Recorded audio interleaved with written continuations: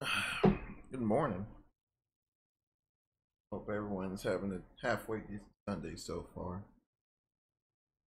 I tried to kind of make my stream as late as possible. Some of us children have to kind of sneak in and put our content down whenever we can put our content down. So, apologize. I'm sure you guys are peacefully in slumber, but the video will be here for you when. Anywho, King Air B200 from our friends over yonder at Flight1. So shout out to Flight1. This has been out for a while, but not having a whole lot of time to really get much accomplished. Just downloaded it and everything installed. But man, it's awesome. Pretty looking bird, but I mean, it's a King Air, but it's not our normal King Air that you and I have gotten. I'm so fond with. It's actually this particular as the airport, but with the Black Hawk upgrade. So of course they go in there and upgrade the engine core and some other stuff, and basically squeeze some pretty awesome performance out of this. It's not a, I don't know, I guess you don't. It gives you a lot more flexibility on high operation, better, um, better high altitude, better climb, so on and so forth.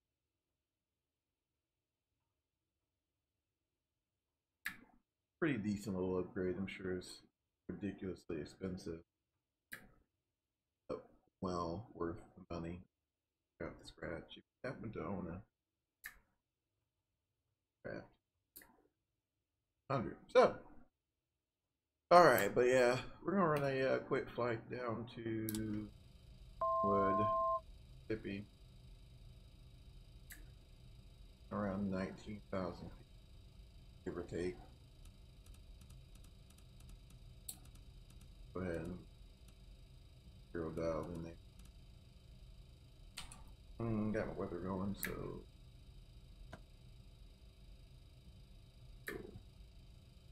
alright, so I don't want to leave avionics on while we do this, so go ahead and get lease number 2 started, and once we get 2 rolling, then we'll get to programming our flight plan. Yeah.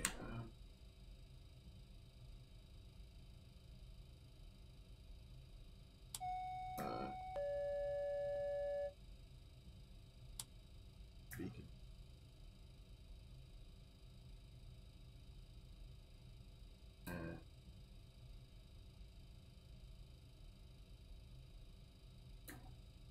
Now we can start the engines and feather when it's a little quiet, but we're gonna go ahead and crank those props all the way up and make sure it's clear, right?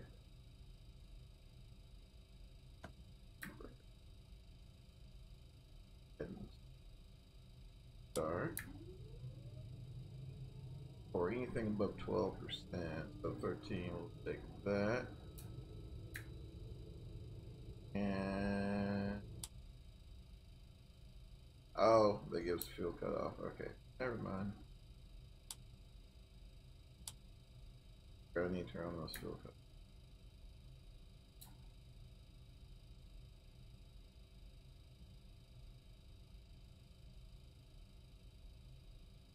Pull that.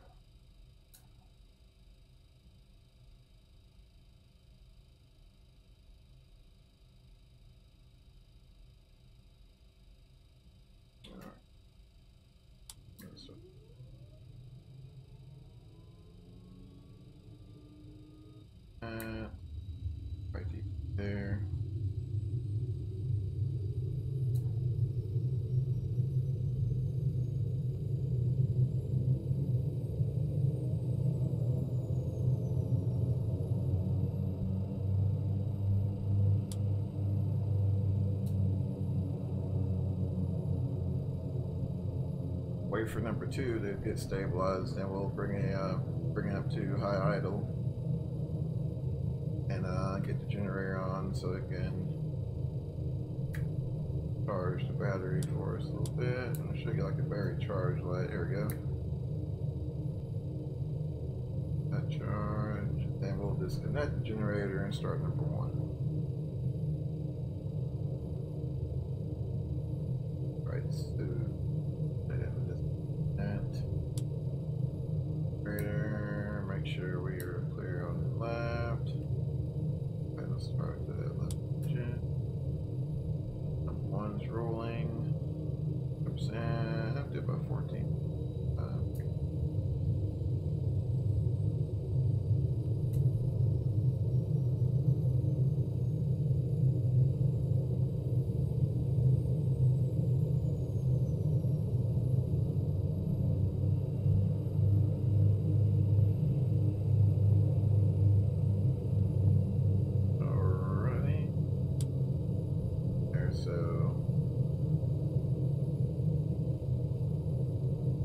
Go ahead and leave 1 in low idle.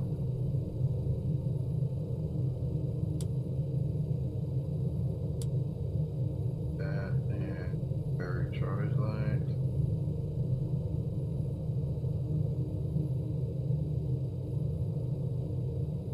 And we can go ahead and bring that number 2 down to low idle and connect the generator.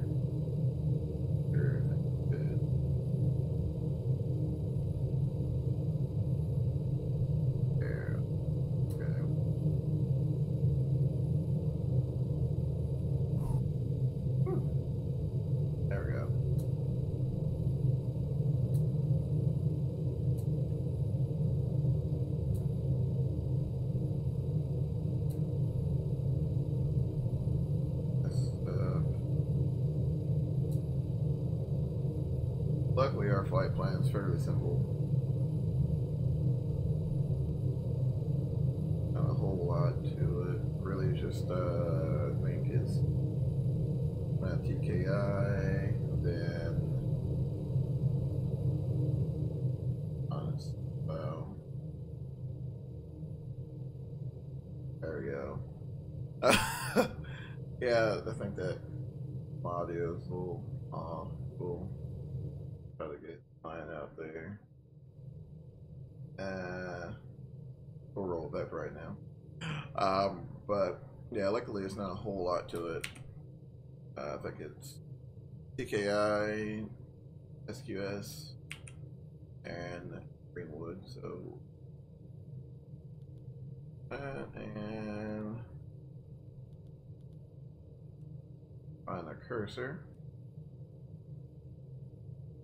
We'll do Kilo Tango, Kilo India, but we'll do Quebec, here, and last but not least, Kilo Golf Whiskey Oscar. Bam, that's it. That is it. And what do we say? 190? Yep, 190. So go ahead and start pressurization up. Our old school time machine like pressurization controller. Go. Now I did calibrate my. Ah, okay.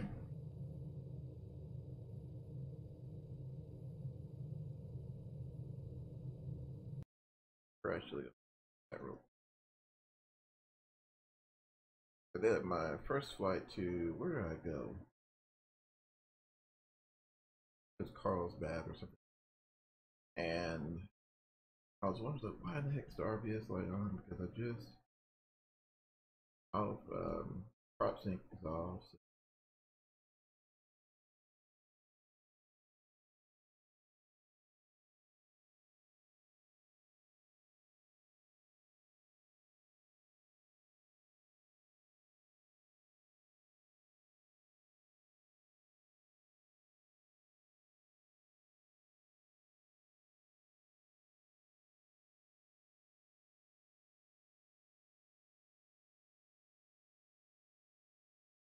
Oh, I've never.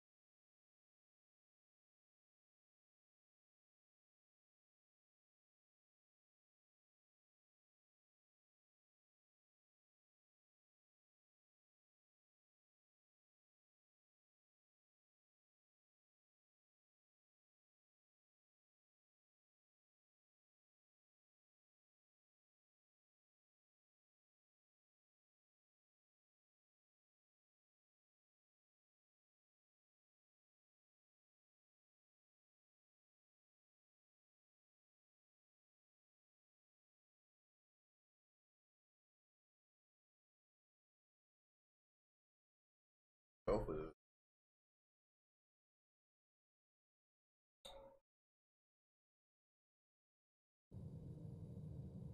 right. Of course not. I need that little bit right there.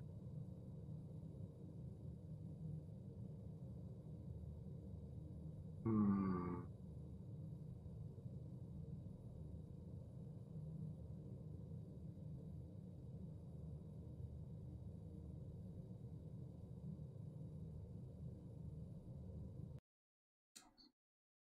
I found that.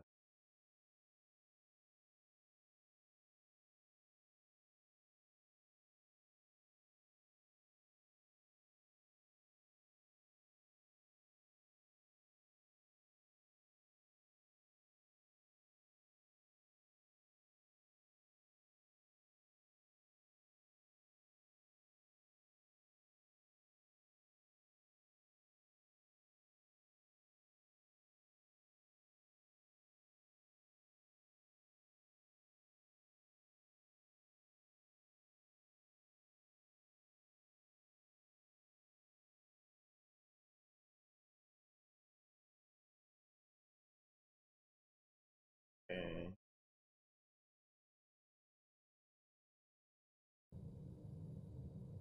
Ah, nope, RBS light on. You know what? We're gonna roll with it today. We'll go ahead and just bump up that last little notch there, and we'll keep the show rolling. Okay, good. All right.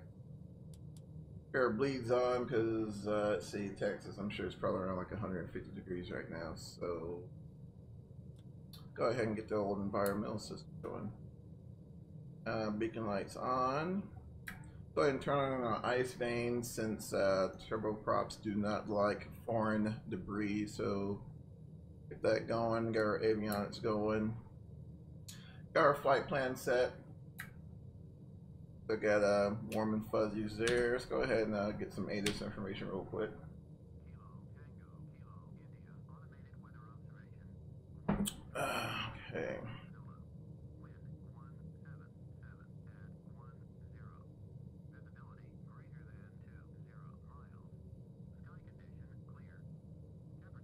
Okay. So I'm sure it's gonna be like 1-8, of course. And we're gonna do a east departure.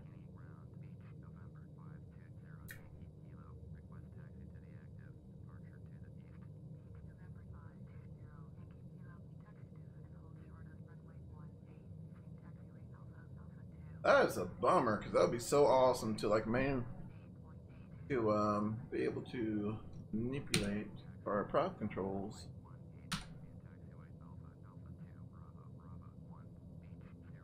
And check my torque. I know my torque is a little high. Let's see, get it down to idle gate. There we go.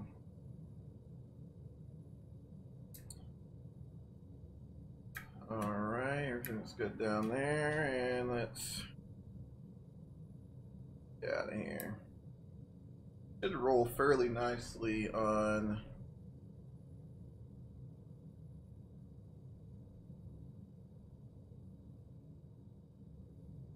the gates there.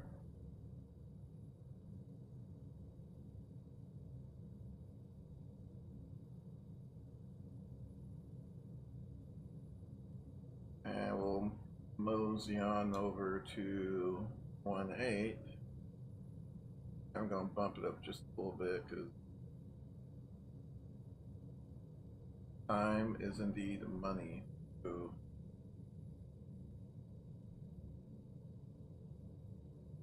bump that torque up just a midget.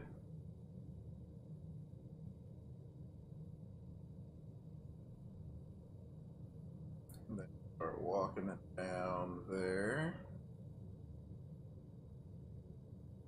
Yeah, the King Air's been out for like quite some time, and then everybody got to everybody started to, of course, request that updated version is released for P3D 4.2 and all that fun stuff, and finally, which Flight1 tends to kind of take their time anyway, so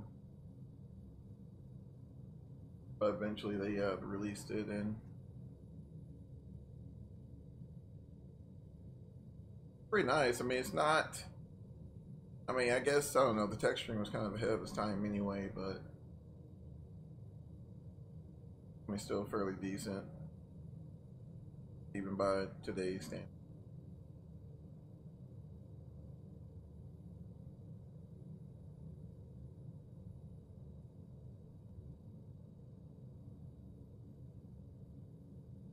Yeah, we'll taxi to 1.8, and we'll just head for a straight south departure, and probably take off, of course, and maintain runway heading. And once we get everything lined out, get our props configured and everything, we'll switch it on to we'll just switch it to GPS and fly the GPS course all the way to Greenwood. But I'm expecting a fairly quick flight because for the past several days there's been a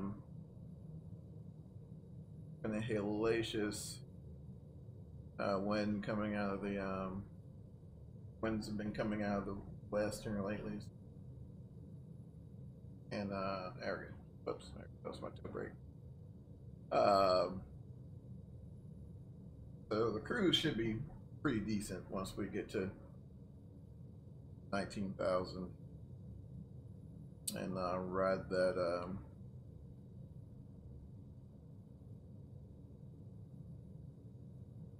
awesome ground speed all the way into Greenwood.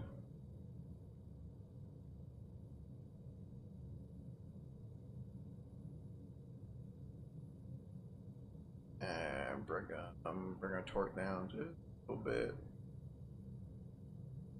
But the turboprop modeling isn't in P3D, of course. It's still FXX on the back end, but I mean, it's not perfect, but Flight1 did the best they could, so you don't get that awesome braking effect that you would in beta, as in, you know, full out blown sims like Majestic's Q400 and some others there. Otherwise, I mean, realistically, you should just be able to, I mean, you shouldn't even really touch the brakes. Or shouldn't have to, that is.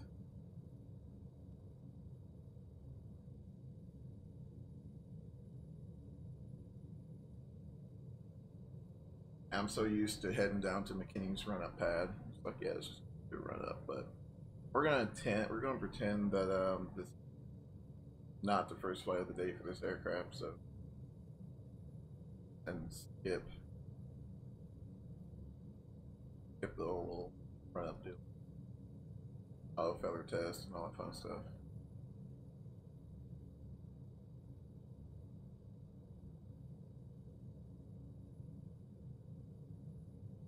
There we go.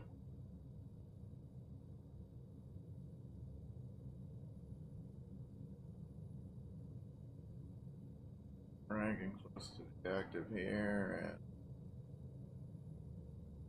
and ease on those overly sensitive brakes. Not the aircraft's fault. Oh, probably. Alright, so and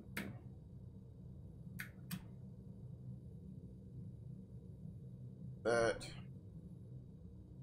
Go ahead and set our flight director up for takeoff and double check and make sure environmental system are all set. Go ahead and set those flaps. And we'll then turn on the nav lights just for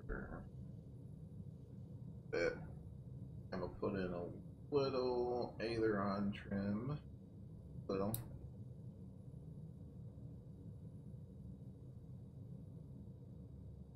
Man, you ain't kidding, brother. It's steadily been working, man. Steadily been working.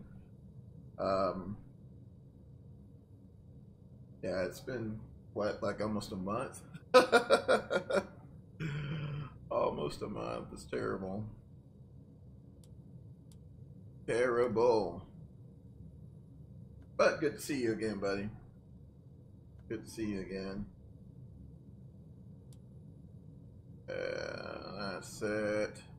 It's like really warm. I really don't want to turn on the anti-ice right now. I'll wait a little later, then we'll get that anti-ice going. Go ahead and turn on our standby pumps there.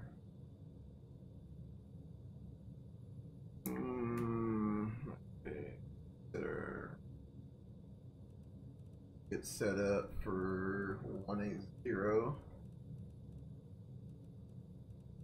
And right.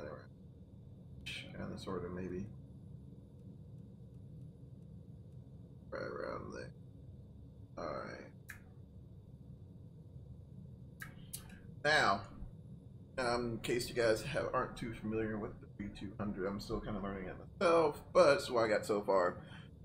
So they prefer a standing takeoff, meaning brakes on and runner up to takeoff power. So we're going to runner up to takeoff power, and we're going to wait for the auto feather lights to illuminate. They're not illuminated right now because we're not in them. So once the auto feather lights are illuminated, which should be plus or minus, you know, a few hundred, should be right around our takeoff power, and they will brakes and go, and hopefully we don't go skittering up there. That's the plan, at least. So go ahead and get clearance.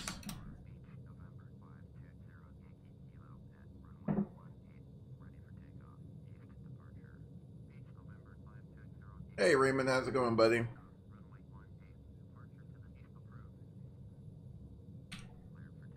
Been a very long time. Alright, bring condition labors up to high idle.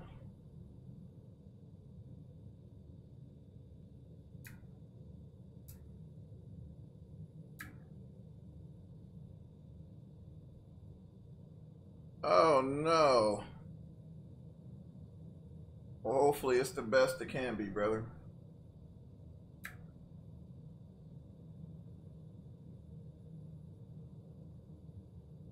Alright, go ahead and get on this active here and get her all lined out on 1.8.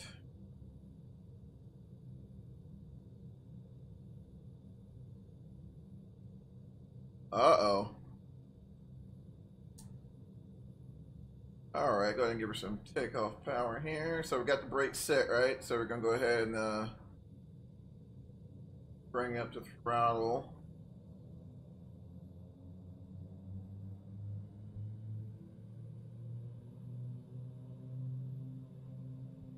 Waiting for that. I've got the auto feather light, so we'll let the brakes go, and that takeoff power set. Engine instruments is within limits, and the airspeed's live.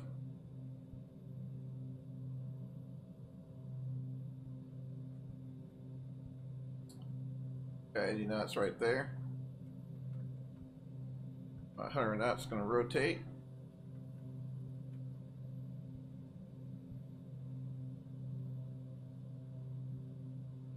You're up.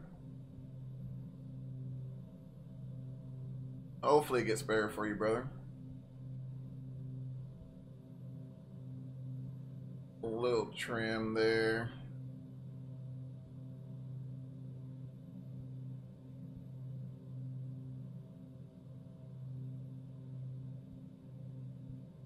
Alrighty, let's see, about 140 knots, so about to flight protractor speed right there. So go ahead and bring up notch your flaps and bring our props down to about 1800.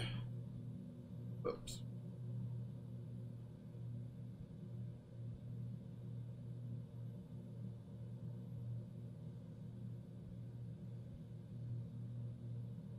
And go down by 1800.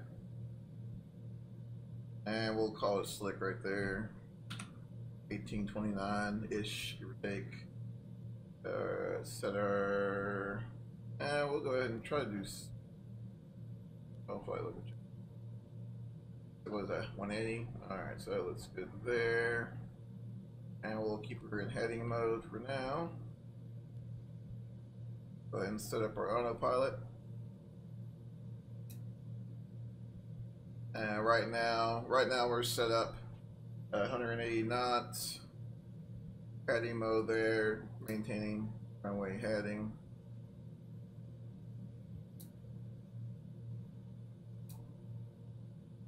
And we'll go ahead and turn off those landing lights. Now that we got a little bit more airflow, we'll go ahead and turn on those windshield warmers. And we'll go ahead and make that turn to the left. Man, just busy with work, busy with the kids. You know, there's always something to do. Just had a big project going on, so I've been having to mess with that, and been taking a lot of time out of my simming. A lot of my flight simming time has been snatched away. Green choppy. Uh-oh.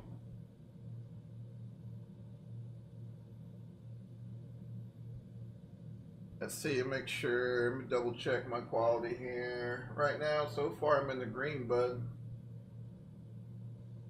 On my stream quality.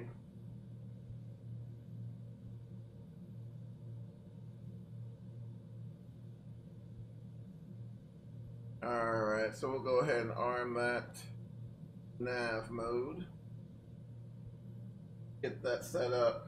So like I said, normally if you fly this thing by the book, they want you to trim the airplane out for about 160 knots, but I mean, I'm not in that much of a hurry because, for example, right now with climb power, let's see, because right now, you know, with the Black Hawk edition especially, you know, we can bring the torque up to about 2200, 2021, 2200. So, got the torque up to about 2200, and let me get it lined out real quick here. See, we got an over torque light there, so that's the reason why I don't like shooting for 2200, because they fluctuate like crazy. So let's see, try to get your engine out here quick. About 2000. Let it line out there about 2230, 2240, somewhere around there. And if we pitch for 160, this thing climbs like crazy.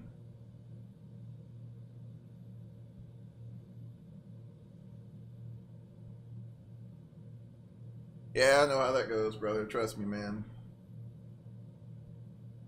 Trust me, I know how it goes.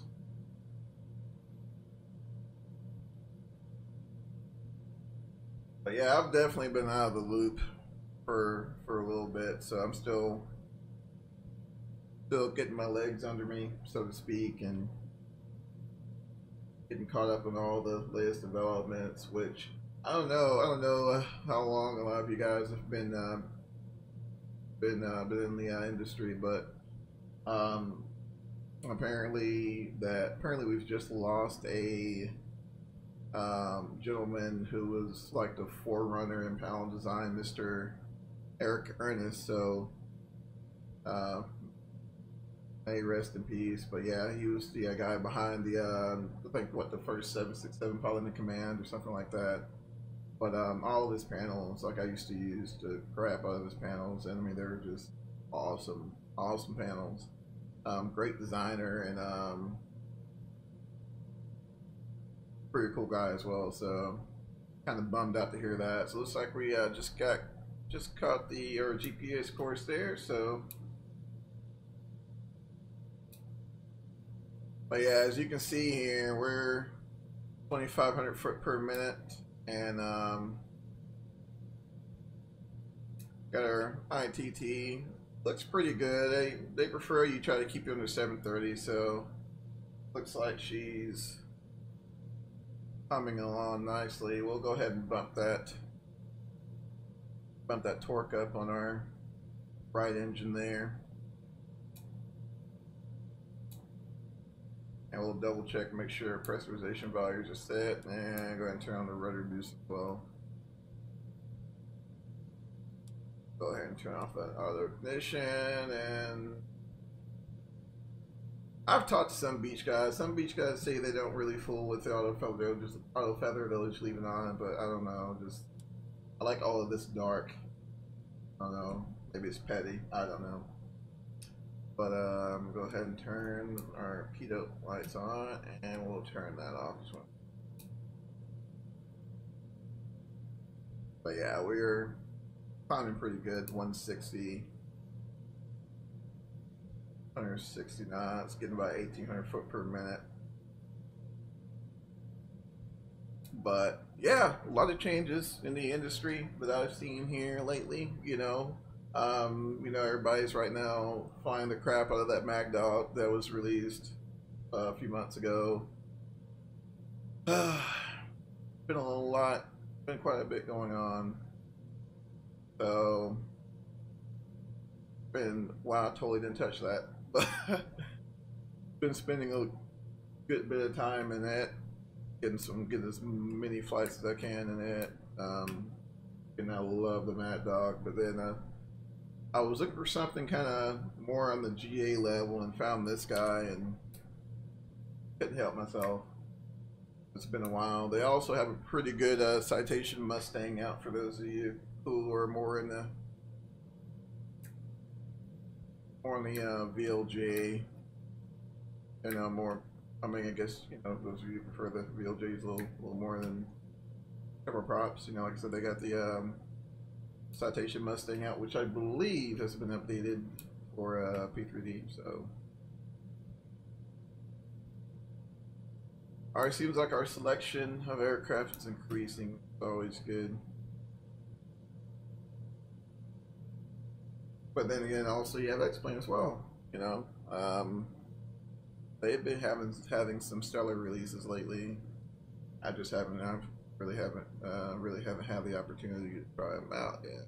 So hopefully that'll change in next couple of days. I'm gonna try to get caught up and give some of those aircraft a try.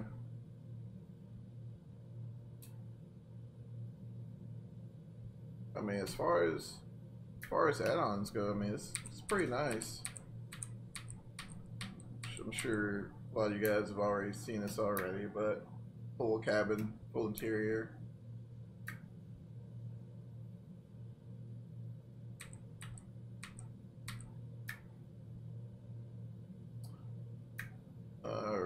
Let's see what we got going on here. Alright, I got 1,000 foot to go, so think cruise power. I'm trying to think. Setting the cruise power. They,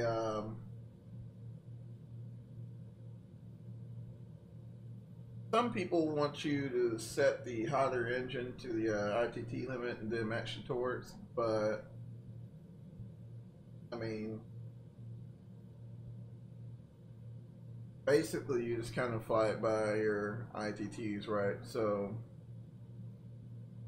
you know, I mean, most everybody else is saying match them around 21, 2200 and monitor your temps, and you should be good. And it should actually give you really good performance. See what our wind's doing. So it got a little 19 knot tailwind, not terrible. Ground speed 256 knots. I mean, it's not bad. Should be there a little. Again, we haven't lined out yet, so see what she gives us here in a little bit. 266 knots right now. I'd see our temps are creeping up just a little bit, but we should be fine. Charge your arm and leg for the aircraft. They do, but I will say if you've already own the version 1 of the software, like I believe the FXX version, they will cut you a little bit of slack. So they'll think it's like $19.95, I think, if you use the version 1 coupon. But yeah, Flight1's a little pricey, and you know they just kind of, you know, I will say their development times are a little long. But I think what P3D was out for. Let me see if this that. There we go. Yeah, still, I agree. It's still quite a bit, because I know, kind of comparing oranges and apples, but DDN released their update for their Challenger 300 for X-Plane, and I think it's like a $9 update, and they've, from what I've been told, they've done quite a bit. I haven't had a chance to snag it yet, but they've done quite a bit, and they're only charging, like I said, $9. So I mean, I can understand arguments on both sides, or you have the train of thought where they're like, well, you know, basically it's just you know, it's an entire new design, you know, it's all new code, and you know, we're just going to charge you the P3D price, and we all know the P3D price, you know, and I'm not going to say names, but like I said, they'll basically charge you for a whole new airplane. So yes, yeah. It is aggravating though, especially for those of us who just don't have an unlimited budget for flight sim, you know. But I mean, it's a decent model. It's definitely worth a look. You know, if you have a little extra change, it's definitely worth a look. Give her a try and see what you think about it. The G1000 system is pretty accurate. I mean, there's a couple of things that, of course, it can't do. Turn this prop sync on too. There we go. There's a few things that it can't do, of course, you know, given limitations of flight sim. Worst offender. Oh my gosh, are you talking about Train Sim World? Because I know Train Sim World, they'll nickel and dime you on every DLC that they possibly can. Actually, I just recently purchased what is that called? Run 8, and Run 8 is actually fairly good. You know, not to go too terribly far off topic, but it's actually fairly good. It's basically, I guess, simulating actual railroading operations. So, you know, you got the dispatcher screen and all that fun stuff. And the only problem is, like, you purchase the game and it only comes with like a home pass, Bakersfield, Needles, and a couple others. But their routes are fairly expensive, but in their defense, you'll get like 150 plus miles of track, which is pretty cool. Versus I don't know. I guess it really depends on what one feels is fair. Because like I said, there are aircraft out there they'll charge you the quote unquote prepared 3D rate. And as I said before, we all know what the prepared 3D rate is. And on top of that, it's just like when you look at the base game or the base package or whatever, and you look at aircraft that were kind of marginally, like, I guess, marginally put together for P3D, and then they slap it out there, and then they want to charge you that P3D rate. To me, I think maybe that that could be re-looked at, but I mean, I don't mind paying the money for aircraft that was legitimately recoded for P3D. I mean, one can only assume, not without much of a coding background or developer's background, but one can only assume. I'm pretty sure there's quite a bit of work involved, and getting those aircraft prepared. No pun intended, but getting those aircraft ready for P3D, but then at the same time, just kind of. I mean, depending on what you put in it, kind of depends on what you charge for. If it's completely, basically a brand new aircraft for P3D, yeah. But, if you, change a couple lines of code and or change the installer to where it just points to P3D folder now, then, I mean, you might want to may want to be careful on how much you charge, just saying. It's bad enough trying to allocate the time to even play P3D for some of us, but on top of that, having to fork over however much money for a half done add-on is a little frustrating as well. Not to go off on another tangent, but I kind of feel that way about the CRJ that Aerosoft released a while back. I mean, it was. Let's go ahead and just gonna be honest. I mean, it was hot garbage, right? I mean, it was a little frustrating to spend, what was it, like $50, $60 on an add-on that wasn't even finished. So I mean, that being said, yeah, I agree with the pitchforks and everything else, but yeah, going back to Train Sim, yeah, they're terrible about nickel and diming, which I think is what DubSim or Dovetails or whoever they are put out, which has received a lot of flack here for pulling the cord on Flight Sim World as well. So that, I mean, it can only be expected. Like I said, Dovetails, they've already been caught up in their share of scandals.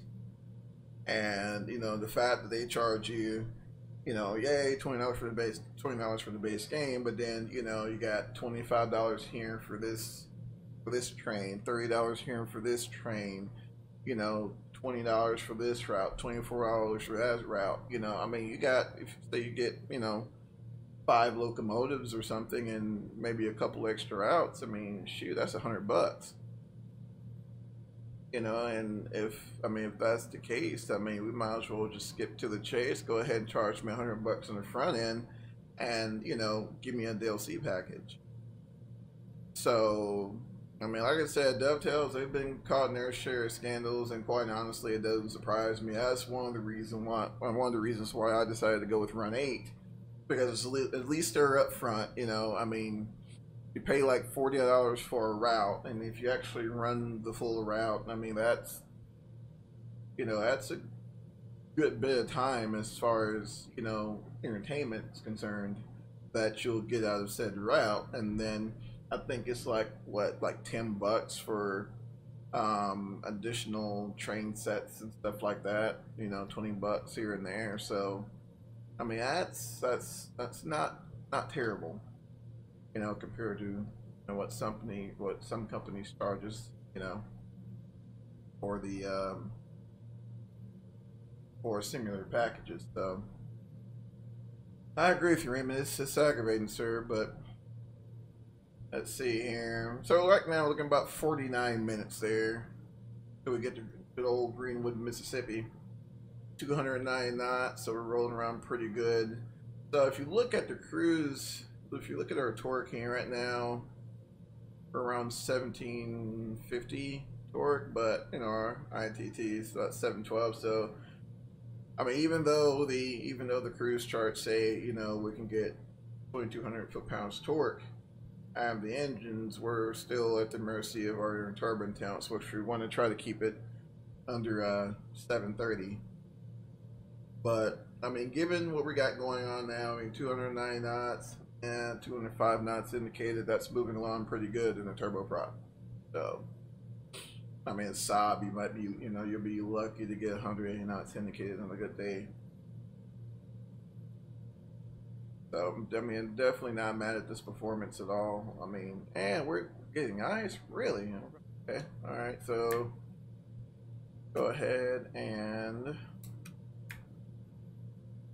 just forget measure, get our engine NTIs on. Then we'll run a single cycle. There we go.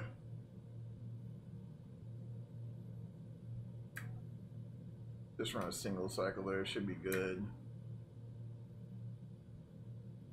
Oh, yeah, it's pretty chilly though, so. B200 online, goes on first trains. Yeah. Actually, I will say this, you know, like I said, not to push Run 8's agenda or anything, but Run 8 does have a fairly comprehensive multiplayer. Gotta go. Oh, boy, well, boy. All right, buddy, man. Take care. We'll see you.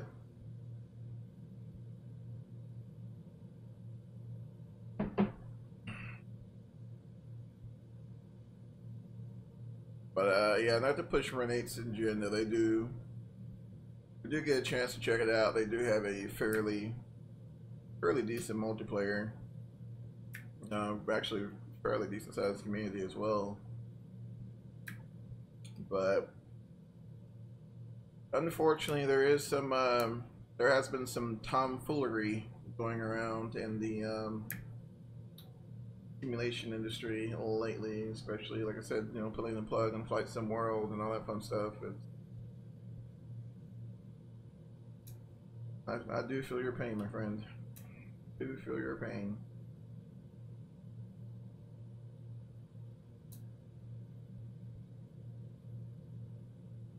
But like I said, so far everything's looking fairly good. Now, before we get to that point, you know, you want to kind of look at managing your descent and your landing.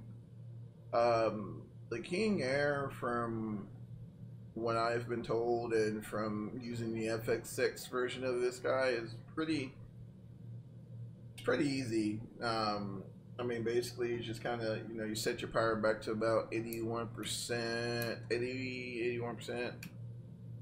Yeah, 80%.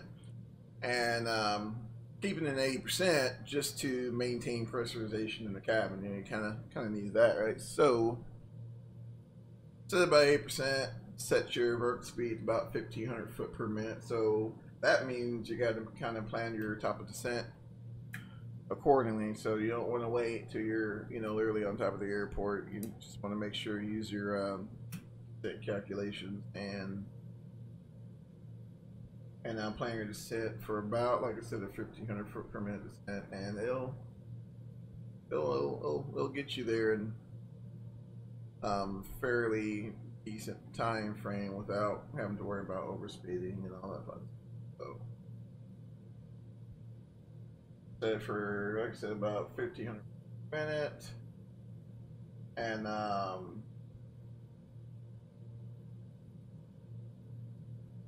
let's see. Well, I'm trying to think. It's been a while since I've been in this aircraft. You can go if you have to. You can go a little bit below 80% in one. But I believe like 75, 74% is the minimum you'd want to spin your compressors for, you know, and pressurization purposes.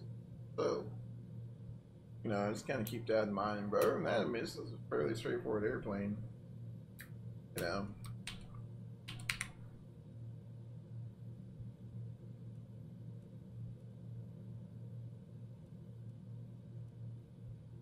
Yeah, pretty much a straight shot there.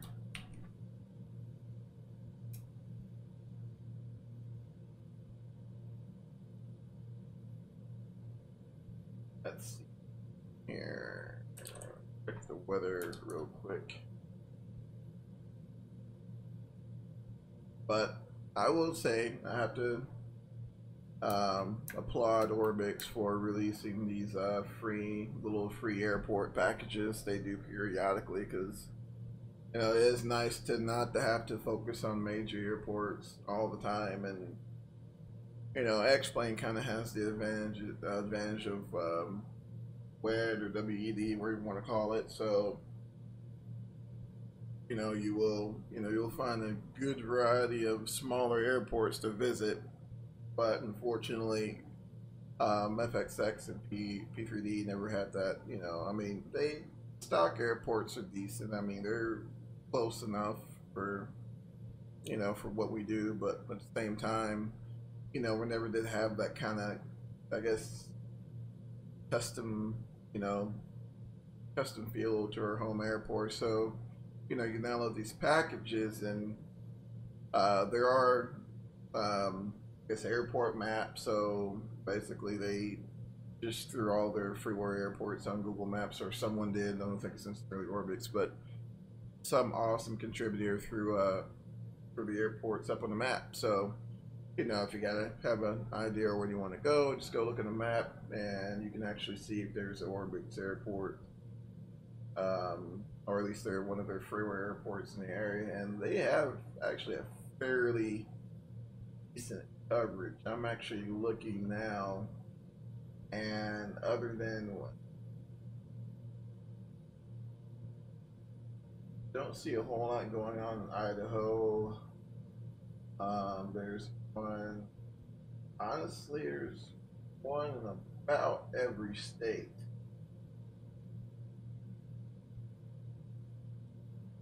Every state except, oh, well,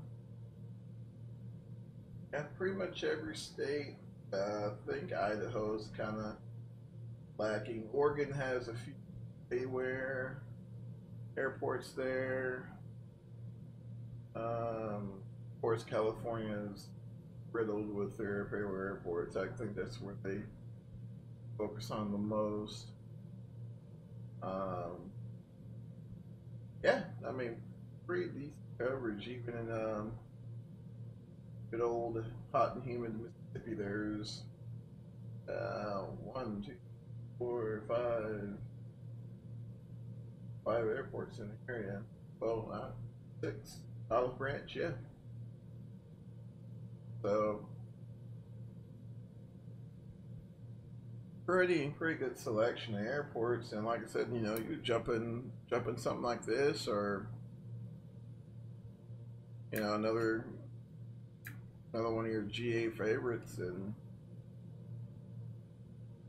go for a virtual $100 hamburger trip or $2,000 hamburger trip.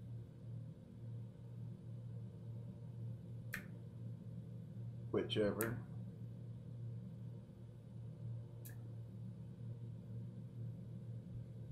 Your prop sync's working. Good, 700. All right.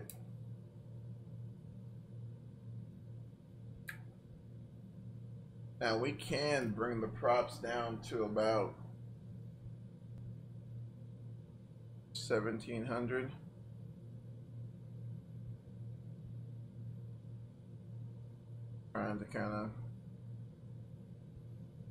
Trying to reduce that ITT a little bit, but bad.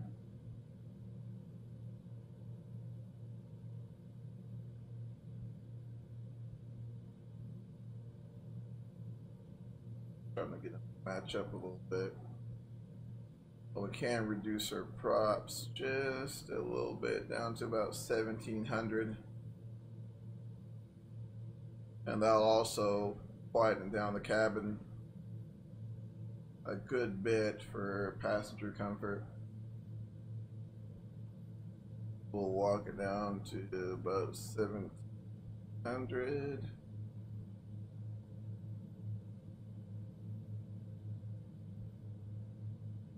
Let it line out right there. Match up our torque on our right engine a little bit.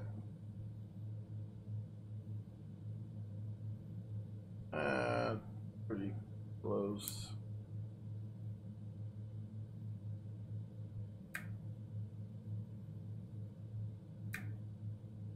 So of course, you know, you can kind of notice a significant difference in the cabin noise. Like I said, 17, 18. Make it 6 for a bit, but I think I'm going to. Yeah, unfortunately, I mean, I think that's going to be it for Flight Sim World. Which, I mean, I didn't really have the opportunity to try it out, but you know, it is frustrating, you know, because there are a lot of hopefuls out there that were really pushing forward to, you know, for a Flight Sim World to come to full fruition. However, you know, once again, I mean, Dovetails has been caught, and I'm not going to say caught, but they've caused some discord, I guess you can say, between the community and the company, because they just, you know, they'll take scenery and scenery and other DLC and just nickel and dime the crap out of you. And Robert Rendazzo, or the guy's name, the gentleman from PMDG, sorry for butchered your name, but he actually made a pretty interesting forum post on AbSim a while back regarding it, and basically explained the reason why PMDG kind of washed their hands of the situation. And I mean, he had some very, very, very valid arguments, so I couldn't really even fault the guy over it, you know. And after reading that, and you know, I mean, he looked great, and that's one thing about Dovetails. I mean, the aircraft looked phenomenal. I mean, that's just like their Train Sim World. I mean, the locomotives look phenomenal. I mean, you could walk around them. I mean, they just look great. But there's been more than a fair share of actual locomotive engineers and conductors and such who have said that just the physics are garbage. And I mean, it doesn't seem like it would take a whole lot for, you know, them to actually take some of the criticism seriously and make some adjustments on the back end. Because I mean, as far as the graphics, I mean, they could not do anything to the graphics and just focus all on the physics, and it'd be perfect. I mean, it would be the train sim everyone has been dreaming of. And I'm sure someone just logged in and we're talking about train sim and they're like, what? But you know, it just kind of gives you the you know, the Flight Sim World kind of took a similar path. I mean, it looked great. It's just there was no substance, and when there's no substance, you know, it turns off a lot of the die-hard, you know, simmers. And I think that's kind of what happened. And then, you know, as far from what I've heard, you know, how they treated the developer community, and, you know, they promised they weren't gonna, you know, really, I guess, take advantage of, um, you know, as far as pricing and things like that. And that's exactly what they did. And, you know, the community, I guess they kind of voted where it counts with their money, and the sales weren't where they're supposed to be. So instead of trying to, you know, revitalize the sim and, you know, attempt to make things right with the community, they just pull the plug. And, you know, I think that's kind of where, let me see if actually I need to change this as well. Lockheed. That's kind of where, let's get my magnet up here. Let's see, prepare. What? I'm sorry. But actually, Mr. Woods, there's quite a bit. There's quite a bit of aircraft that have been poured over to P3D, and they look amazing. Like, I know there's a P3D channel, but, you know, we're just gonna roll with this. Trying to reset my category, and yeah, just being weird. But I mean, this looks amazing in P3D.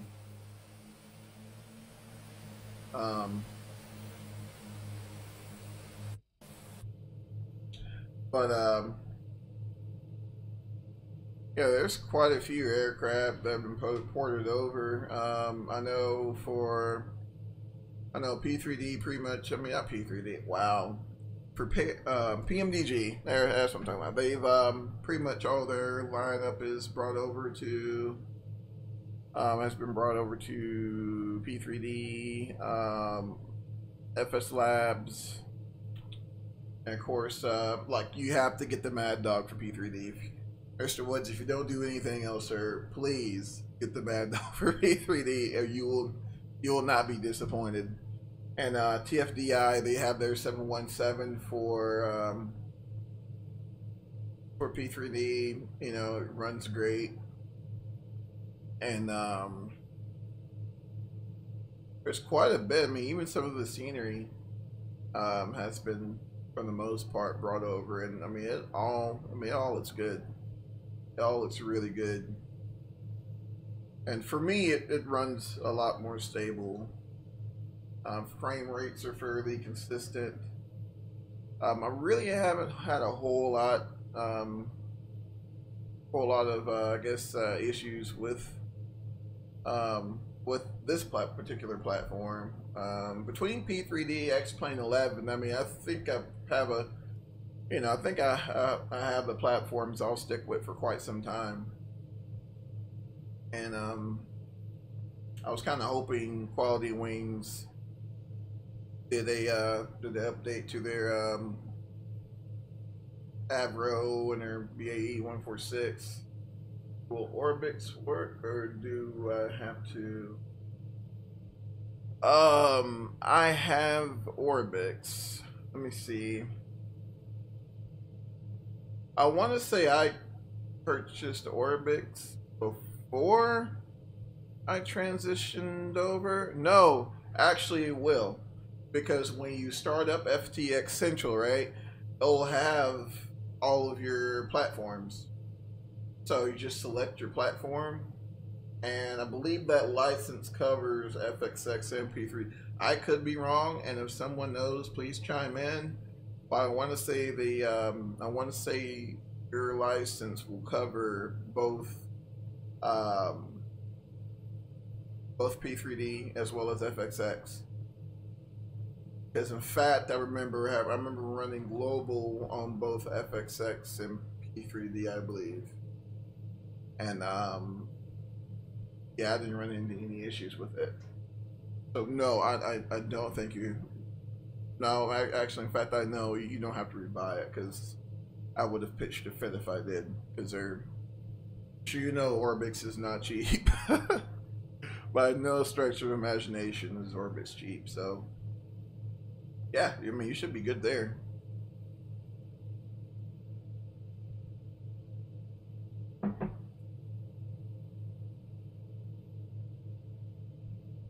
yeah, you should be good to go there. And yeah, like I said, I haven't had many gripes. And then, you know, you got HDR, so, you know, that was one of my big beefs I had with FXX, because, you know, you'll, you know, especially having, you know, X-Plane, you know, and FXX at the time, you know, you'll fly X-Plane at night and it'll look just amazing. You're just like, oh my gosh, I mean, just the nights look awesome.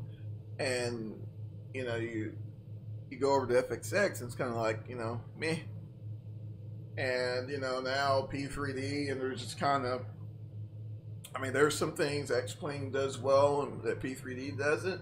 Then there's some things that P3D does well that X-Plane doesn't. So, I mean, that's the reason why I don't really get into the bandwagon of which one's better. Because, like I said, at the end of the day, they both do, you know, certain things well. And so I just went ahead and purchased both. But, you know, like I said, I did a flight last night in the Mad Dog, and I mean, just butter smooth. It was right there on twilight, and I mean, it just looked amazing. The FS Labs A320 looks amazing. PMDG 737 looks like all of them. I mean, they look just great on P3D, and you know, I try to kind of control my excitement when I'm talking about, you know, different platforms. Like I said, you know, there's certain things kind of like, you know, like the turboprop modeling. I think there's been some improvements, but it still feels real, you know, doesn't feel as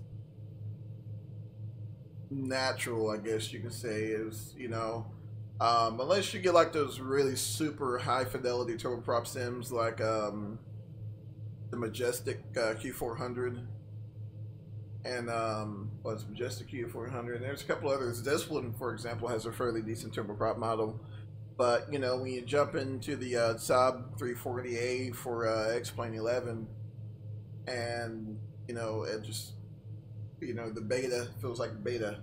You know, you're rarely using your brakes during taxi. Just it feels more of what a turboprop should. It feels like a turboprop should feel, I guess you can say. It's kind of weird, kind of hard to explain, but yeah. Now, granted, there's some things as far as with, you know, the temps that still kind of look odd, and in 11, but I mean, it feels a lot better than it does in P3D without having to do just some craziness. Because I think Majestic, I think the actual core sim, their simulation operates outside the realms of the like FX6 or P3D. So I guess that's why they're able to achieve some of the things they're able to achieve within the confines of ESP engine based sims. But having said that,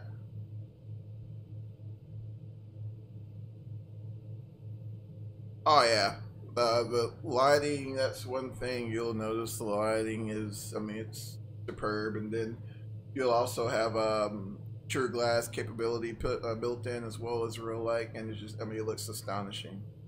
It really does. I mean, you'll have the windows fogging up, the rain effects. I mean, the whole 9 yards. It just, I mean, it honestly looks amazing. And I mean, like I said, I mean, like I said, so far, I mean, that's really all I've been flying. Even between that and the A320, that's, you know, the Mad Dog is really all I've been using. And what am I trying to say? P3D. It's such a versatile aircraft. I was waiting for the day that was released. It's such a versatile aircraft. I mean, you can run regional routes in it. You can run, you know, longer hauls in it. I mean, it's just an extremely versatile airplane. I guess that's why it's like survived for, I mean, almost freaking 50 years. You know, and they're just now starting to retire them because they're, I mean, such a robust, versatile airplane. And I mean, they brought a lot of those characteristics to him. It's just awesome. So I'm definitely with you on the transition, sir. I mean, I have the Steam version of FXX and I haven't installed it yet.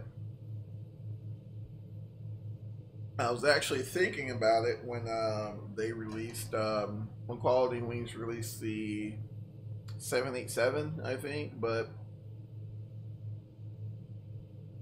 I didn't hear too good of reviews off of it, so I was just kind of like, meh.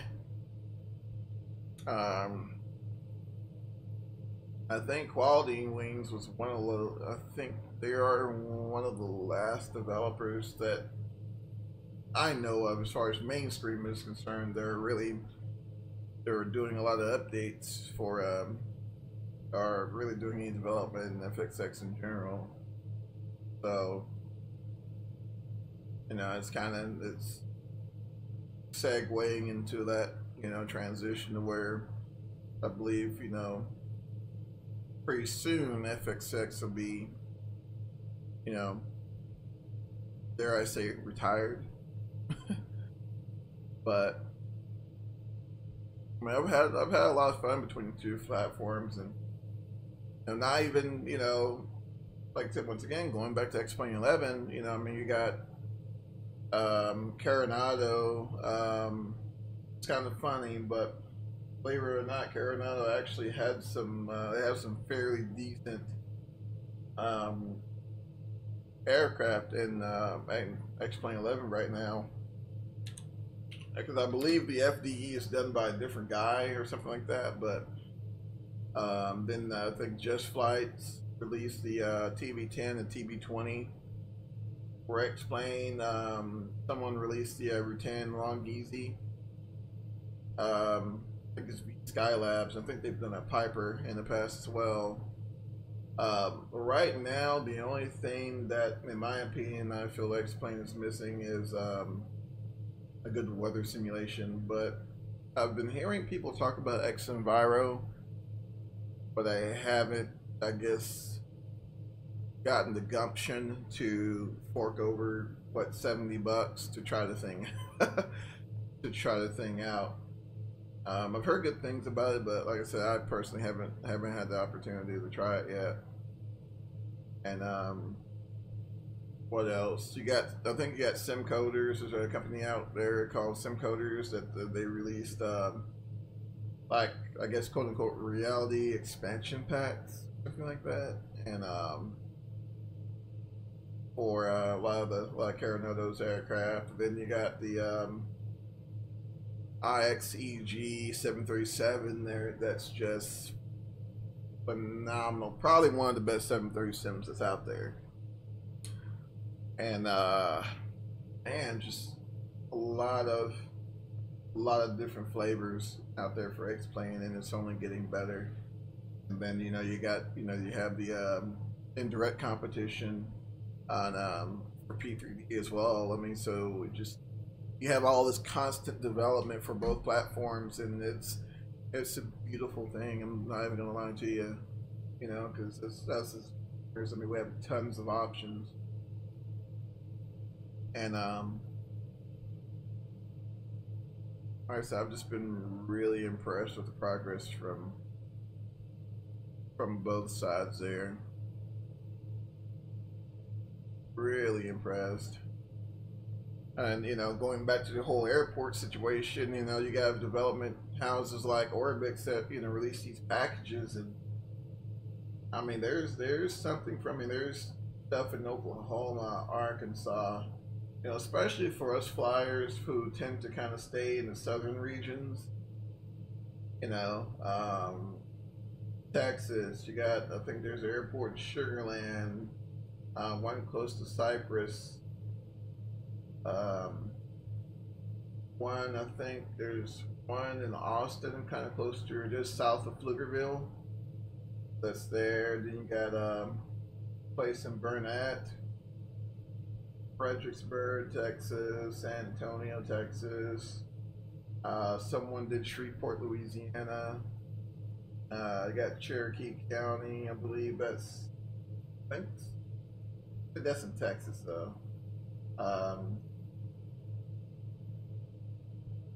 Tons and tons of different airports to visit, so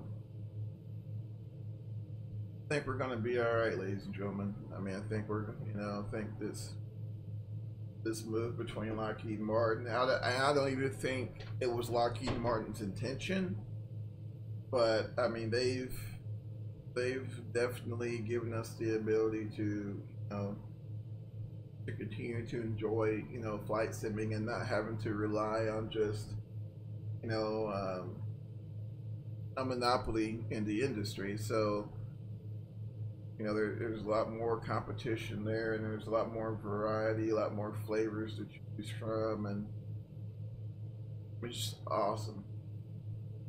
Awesome. And I mean, the only thing I can complain about now is not having the time to take advantage of it all. Darn, but I guess in that insatiable need to pay for all this, you kind of have to work, so yeah. Eh. But yeah, other than that, it's really hasn't been a whole lot. I mean, it's been a pretty good bit as far as on the B3D. I mean, as far as on the yeah, B3D side of things, so kind of cool. There is a sale now in orbits for those of you who gotta go grass cutting all day. Ah, gotcha. All right, buddy. Yeah, man, you take care, and we'll see you. But yeah, there is an orbit sale, 47% off, I think. So I think I picked up K-Sand for, what did I pay? Like close to 15-16 bucks US. I mean, it's a pretty good deal. Pretty good deal. And so for those of you who don't have global open LC and all that, probably now would be the time to go and check that out.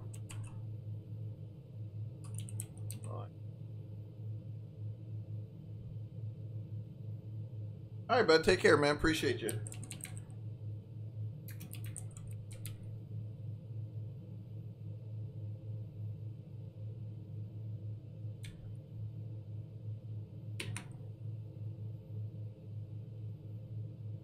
Trying to get my game title in there, but let's take Prepared3D. No. Oh, stupid YouTube, you're getting so aggravating.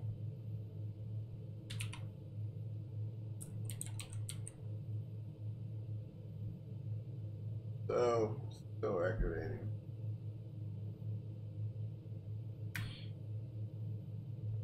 Alright, so far everything looks pretty good still there. We're still under our 730, got about 1800 foot-pounds of torque. So far so good, everything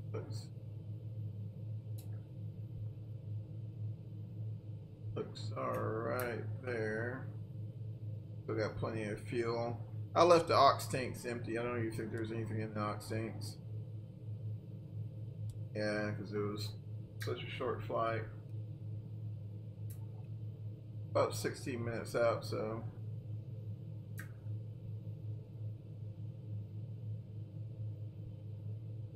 80 nautical miles out there.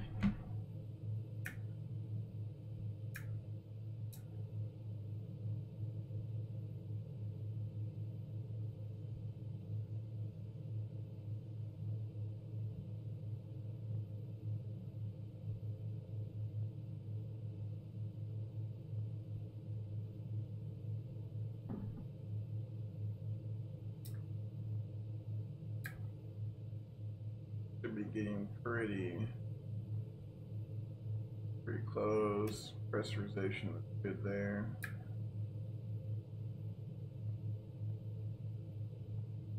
I think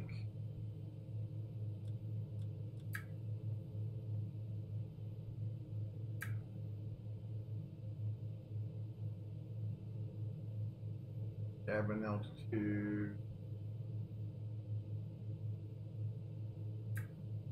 Okay.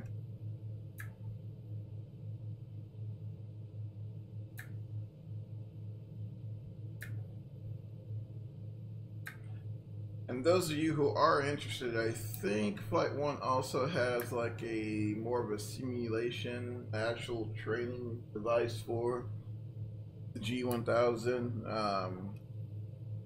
I'm actually looking to get G1000 certified myself, so might actually have to take a look at that for those of you who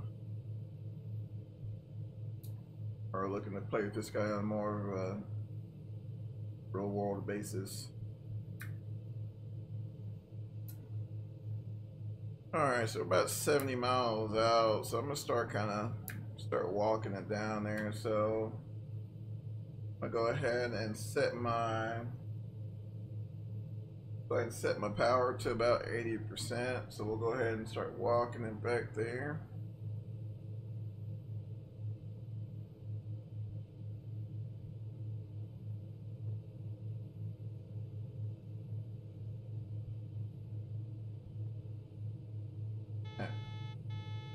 You will get that. So you bring them up a little bit. Get that, so stop that button under there. So about 79, that's fine. And then we'll go ahead and serve vertical speed for about 1,500 foot per minute.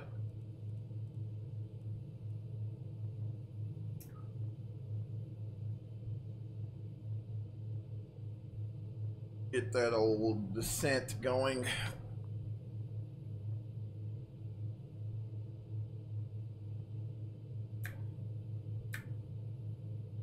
And we'll set it for 8,000 foot. That was my fault because I should have did that before, but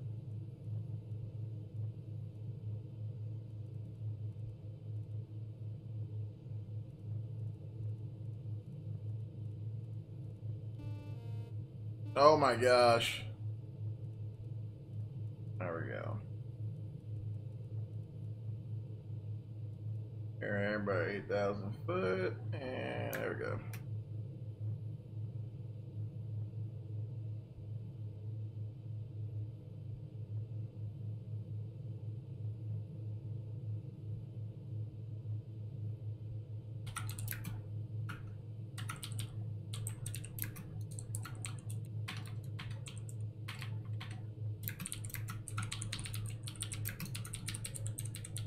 Sorry guys for my obnoxiously loud keyboard.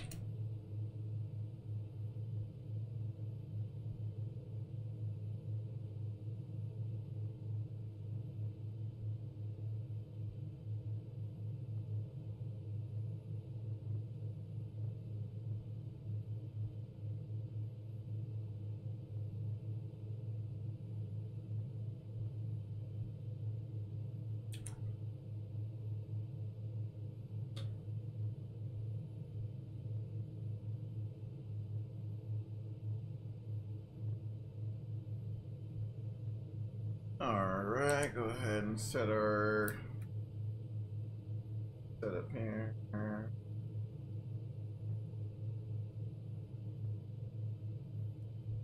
There we go.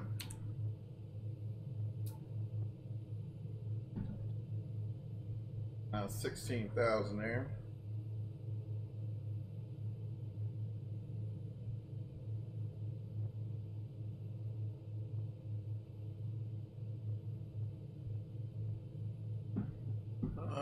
Coming out 15,000 for 8,000. Double check everything. So yeah, this is good here. So you want to keep around 80%. And my throttles are kind of in the way, but we should be able to jump over. There we go. We're still a bit high, but you know, we want to verify that we are descending in cabin pressure once our rate of climb starts descending. Once we get low enough, make sure our cabin's good depressurized when we're on the ground.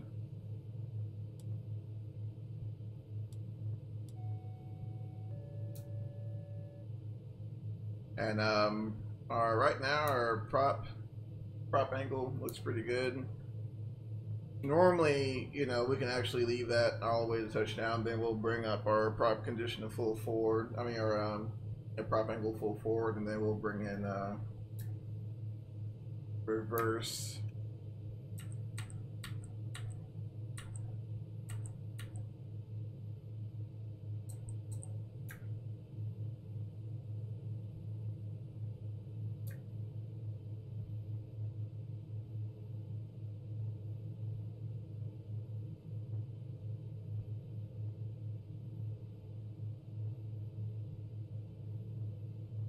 Actually, I need to and now.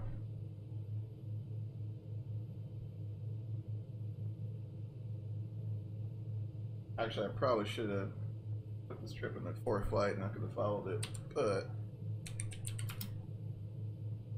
all right. What the METAR is saying, 216, so we're out of the southwest at 6 knots.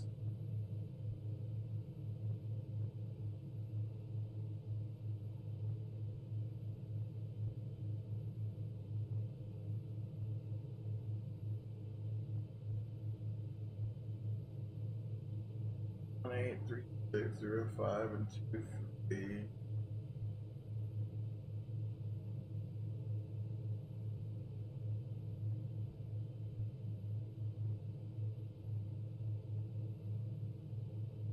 So 23 is 5,000 feet long, so that's plenty. Asphalt in good condition.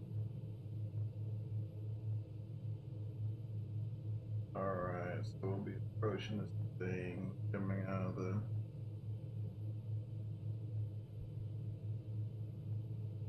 really straight out of the west.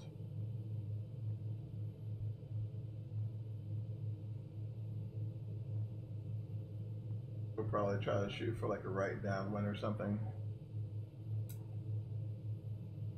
give or take. So we can actually kind of shallow out our rate of descent. I'm gonna bring in just a little bit of power, compensate.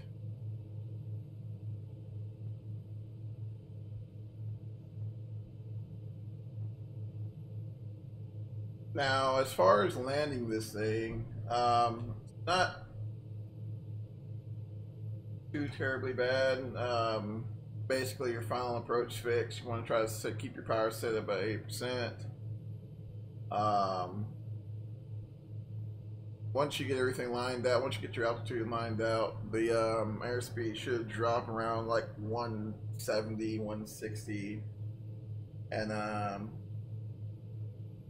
you can set your flaps up to approach. And you know, like I said, a lot of the beach drivers are recommend extending the ice vanes as well. So to you know, sometimes you think of ice and it's like, well, it's not icy out, but basically opens up the ice vanes, opens up like a bypass. So as the in the event that I don't know, for example, let's say you suck up a nail or something into the engine, instead of actually getting into the compressor side and tearing up a whole bunch of expensive stuff, they'll just come out that bypass door and no harm, no foul. So I mean, I do get their logic. It does add like one more step in the hundreds of steps you have to take during the approach and landing phase. But the idea about it, the ideal is to mitigate as much risk as possible and ingesting foreign objects and causing damage to engines are over half the cost of what the total airplane's worth. So I mean, that I can kind of understand. So we're about 30 miles out there, so we'll start like we just hit 8,000 feet, so we'll just go ahead and start walking it down to about 4 grand.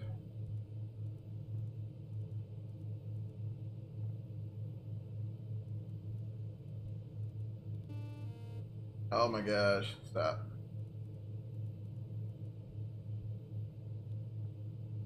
high, so we'll go ahead and keep that descent rate going.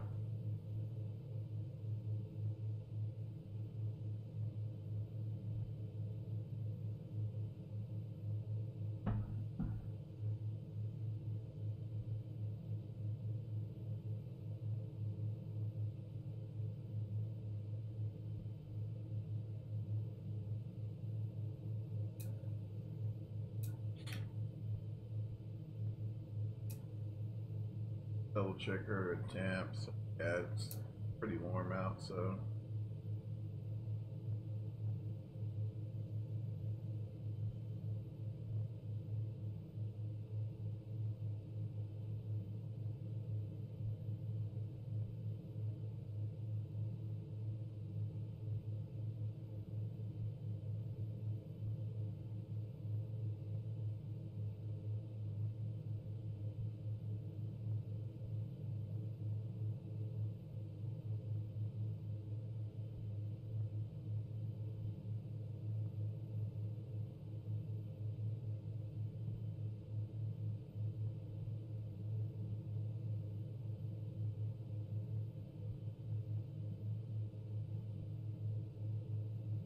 Gonna be a little bumpy as we get closer.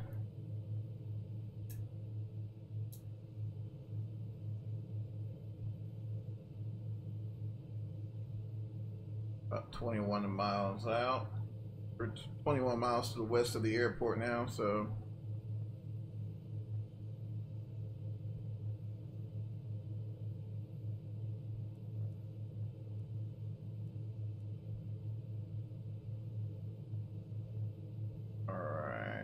I want that power back to about 80%.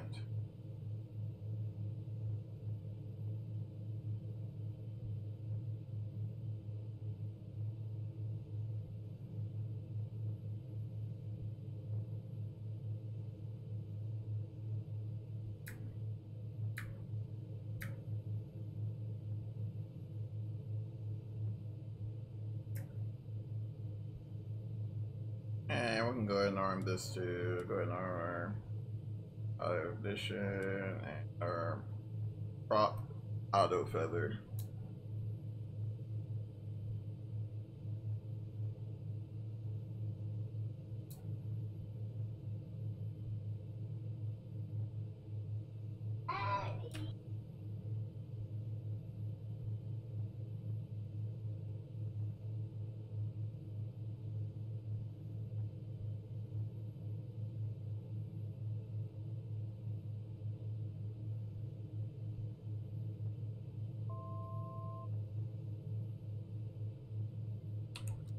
$1,000 to go.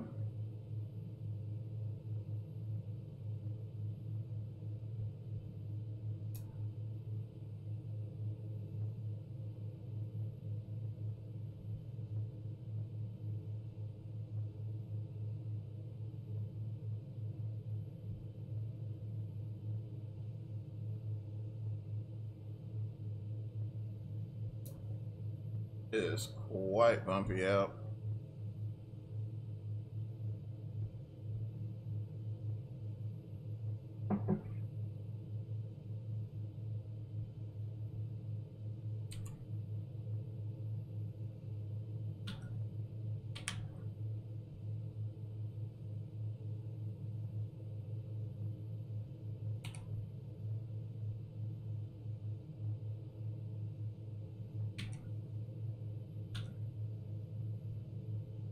Alrighty, right there, about 4,000 feet. So we'll walk her down to a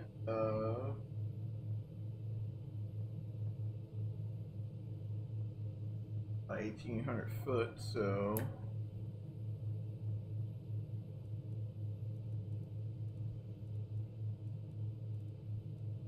we'll go ahead and make it 21 just to be on the safe side.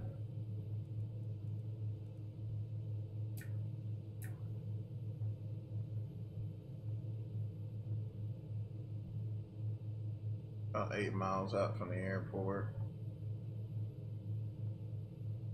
Should have the airport off to 12, but quite see it yet.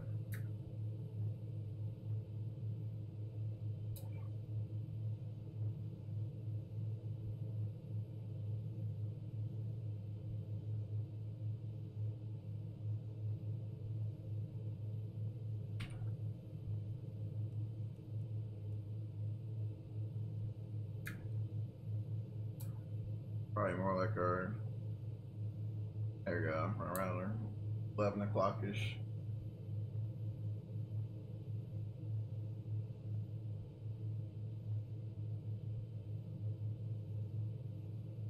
Actually, we'll probably hold $3,000.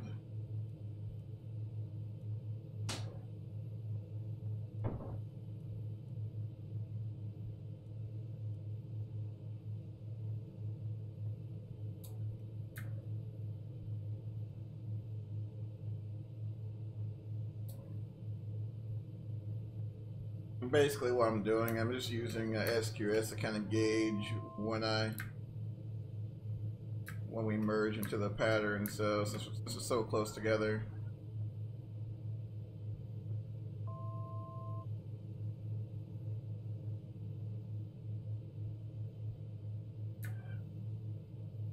I'll probably go ahead and take the airplane from here.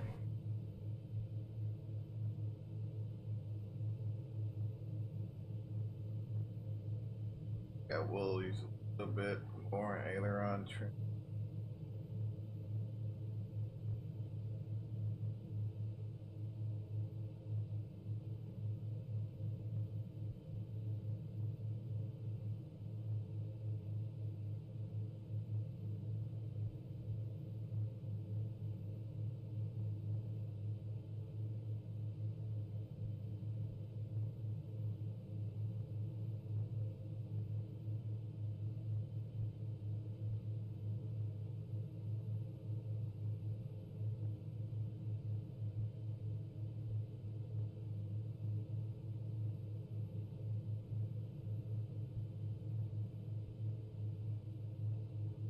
Alright, I'm gonna start reducing power a little bit.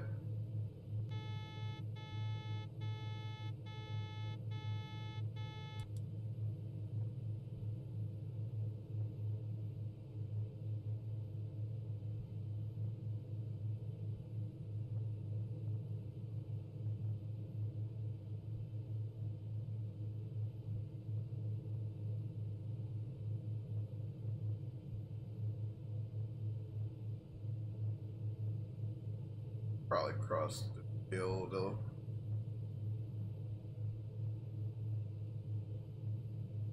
Right around 27.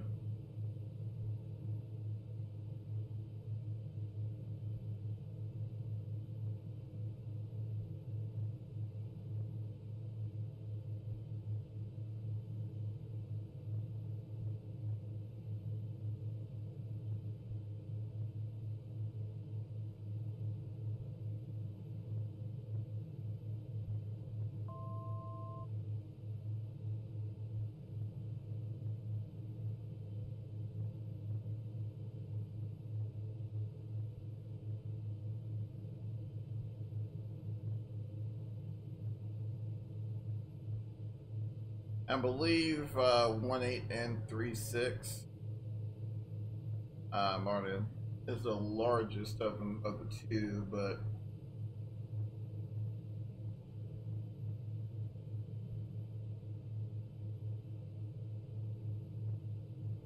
should be able to hit 2.3 fine.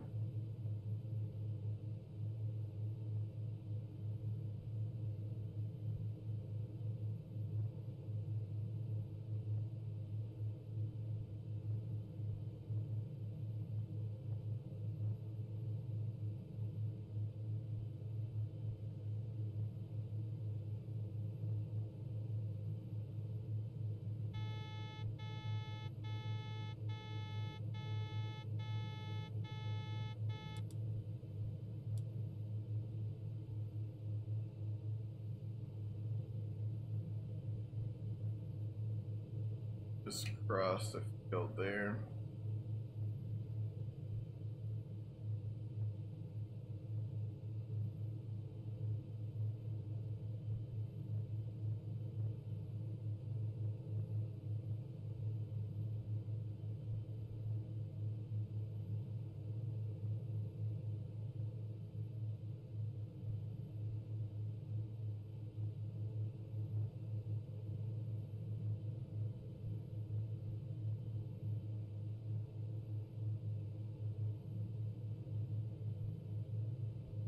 Alright, try to slide into extended, somewhat of an extended downwind leg.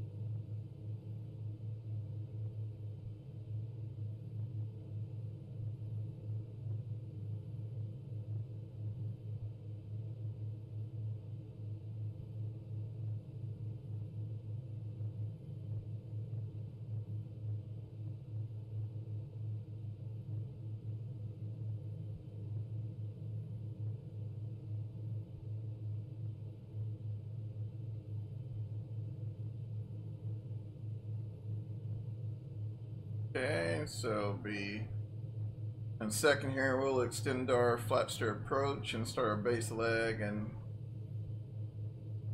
drop gear.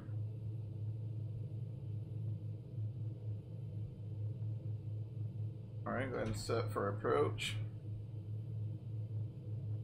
I'm gonna float to a little bit.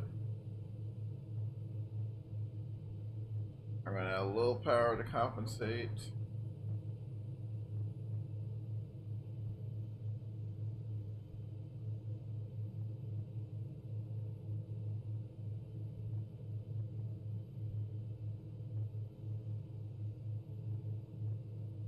Alright, let's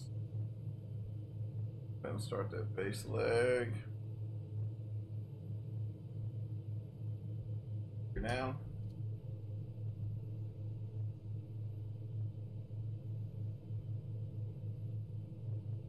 Add a little power. Gonna get master card caution saying RV is not ready.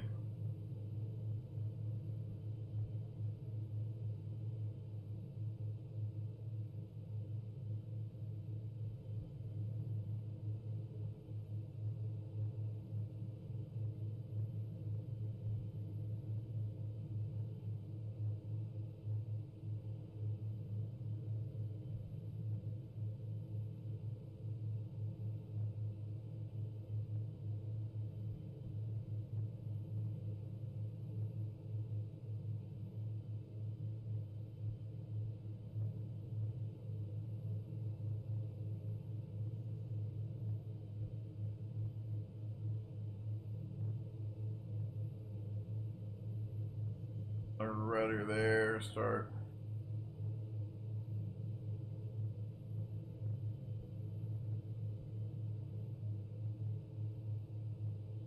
Overshot just a little bit, but that's cool.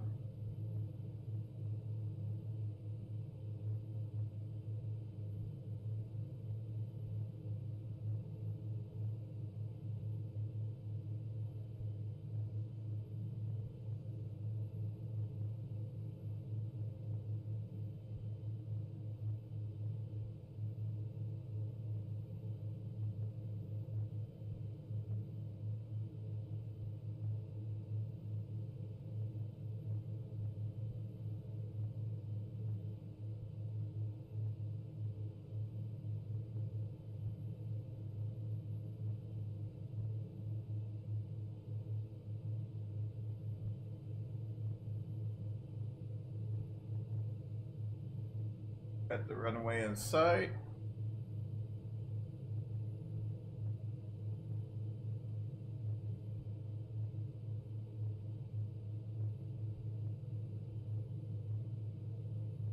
Working that last notch of flaps.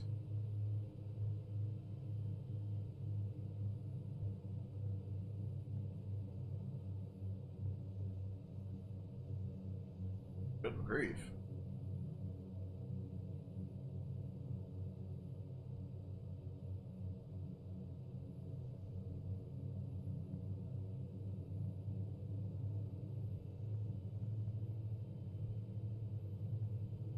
Kind of interesting. It popped in and out of that thermal. That's kind of funny.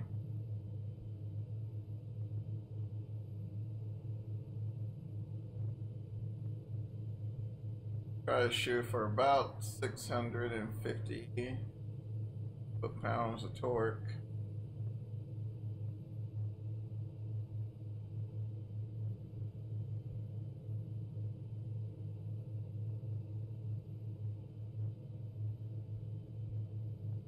Get lined out there.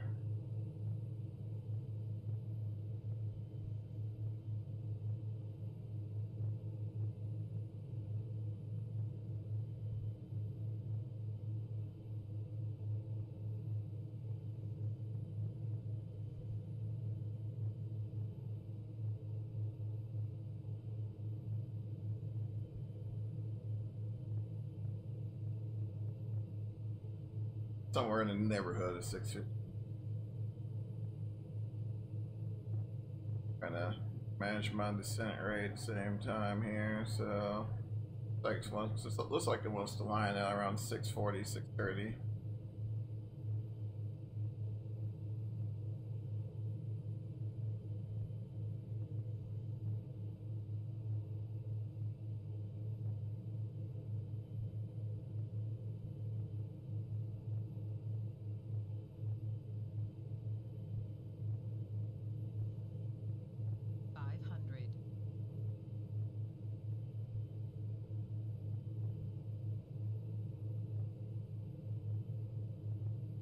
Trying to aim for little touchdown aiming markers.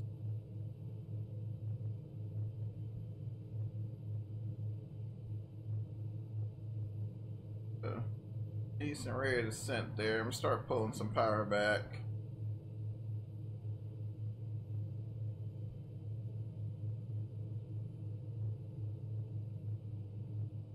And I just gotta remember props forward, engines reverse.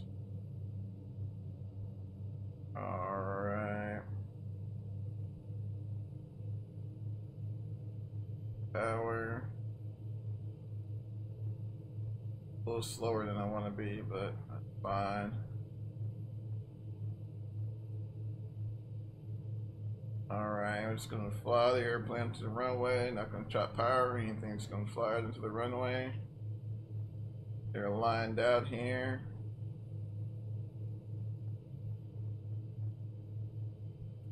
Alright, we're down right there. Props forward, engines reverse.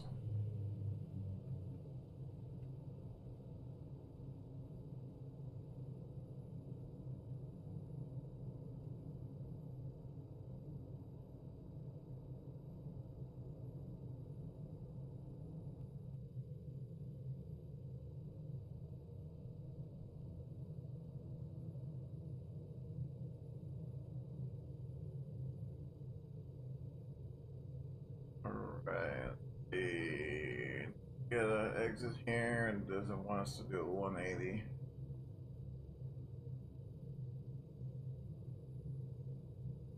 Looks like we'll be doing a 180, ladies and gentlemen. So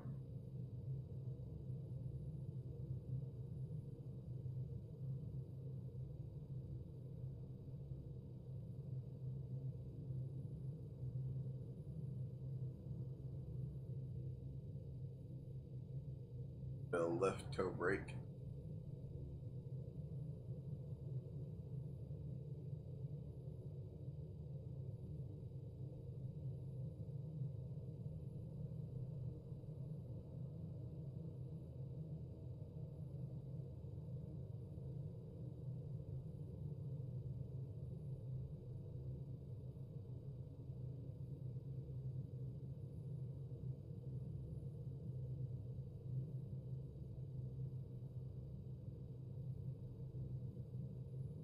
And honestly, you could be doing some last minute things here, trying to a little tough though in the sim. Take this exit.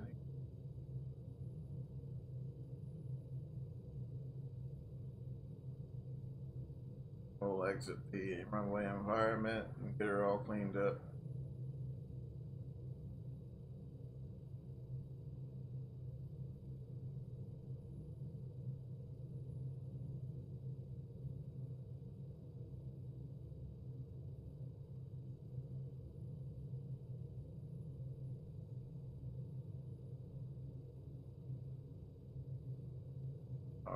Alright, so normally you can do quite a bit of this while you're rolling, but since it's just us and we're in the sim, we'll go ahead and take our time here, get cleaned up.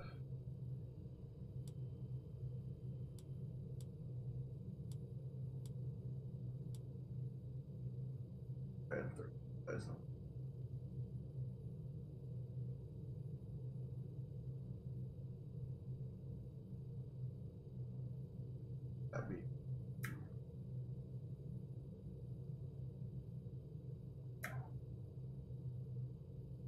there. Open the ice veins. You can actually open these up while you're on approach, but yeah. Alright. Good, so. And ease off the brakes and bump it up just a little bit. Start rolling.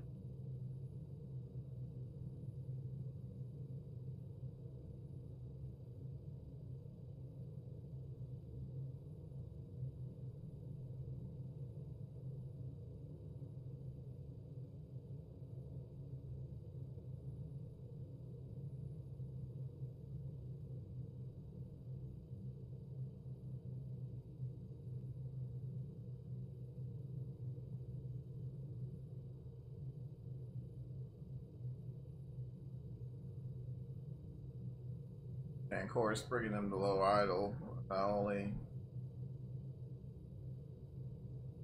technically, if you shut them down, you're supposed to bring them down low idle for a little bit, but you can put them in low idle while you're taxiing. That way, when you get to your parking spot or whatever it may be, go ahead and just shut them down.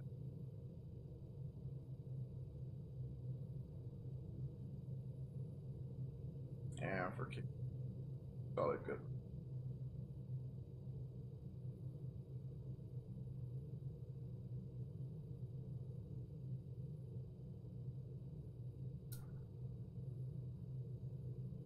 Right.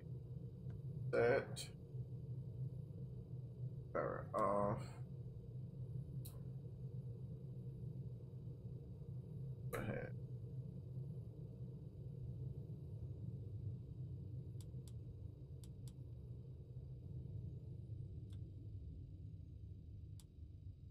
Taxi light off, and you can just hit the scan bar here. Yeah. Cool. There you have it. We're in Greenwood, Mississippi. Didn't kill anybody, and had an awesome flight and awesome air. So right now, that's pretty much it. I might try to get a little more content down before I leave, but we all know how that goes. So just make sure you stay tuned to the channel. If you have any questions, comments, or concerns, throw it down there in the comment section. Bad, but until next time, folks, man, you guys have an awesome Saturday, and take care of yourselves and each other.